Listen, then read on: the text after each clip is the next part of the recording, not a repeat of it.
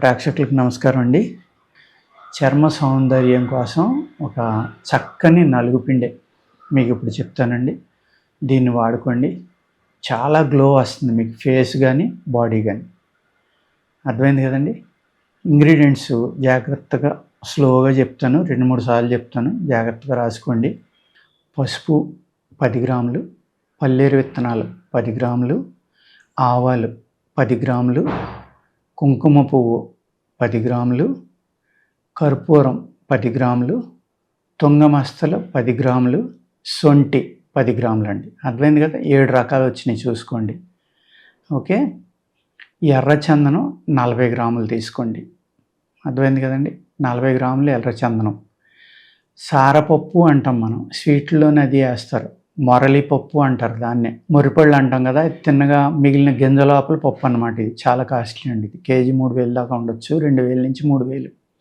దీన్ని మొరలి పప్పు అంటాం, సారపప్పు అని కూడా అంటాం. ఓకేనండి. ఇది 100 గ్రాములు. లవంగాలు 100 గ్రాములు. మొత్తం ఎన్ని రకాలైనాయండి? 10 రకాలైనవి. మరొకసారి చెప్తాను, జాగ్రత్తగా వినండి. పసుపు 10 గ్రాములు, పల్లేరుకాయలు 10 గ్రాములు, సొంటి 10 గ్రాములు, ఆవాలు 10 గ్రాములు, కుంకుమ పువ్వు 10 గ్రాములు, తుంగమస్తలు 10 గ్రాములు, పల్లేరుకాయలు 10 గ్రాములు అండి. మొత్తం 7 రకాలు వస్తాయి చూసుకోండి. ఎర్రచందనం 40 గ్రాములు, 100 గ్రాములు లవంగాలు, 100 గ్రాములు సారపప్పు. అర్థమైంది కదా. దాన్నే మొరలి పప్పు అంటారని చెప్పాను కదా. ఇవన్నీ చిన్నగా చూర్ణం చేసుకోండి, బాగా స్మూత్గా ఉండేలాగా చేసుకుని దీన్ని మీరు నలుగు పెట్టుకోవాలి. నెయ్యిలో కలిపి నలుగు పెట్టుకోవాలండి. లేకపోతే ఏమవుతుందంటే లవంగాలు ఉన్నాయి, ఆవాలు ఉన్నాయి, కొంతమందికి పసుపు ఉంది, వేడి చేసిన వాళ్ళకి పడకపోవచ్చు. నెయ్యిలో కలిపినప్పుడు ఏమవుతుందంటే ఎవరికి ఇబ్బంది లేకుండా అవుతుంది. కాబట్టి అందులో కలపవలసింది నెయ్యి అని చెప్పామండి.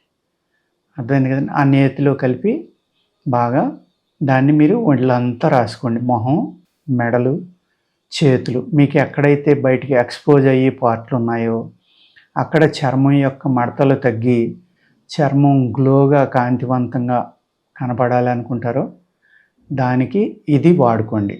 చాలా చక్కగా పనిచేస్తుందండి. అర్థమైంది కదండి. నమస్కారం.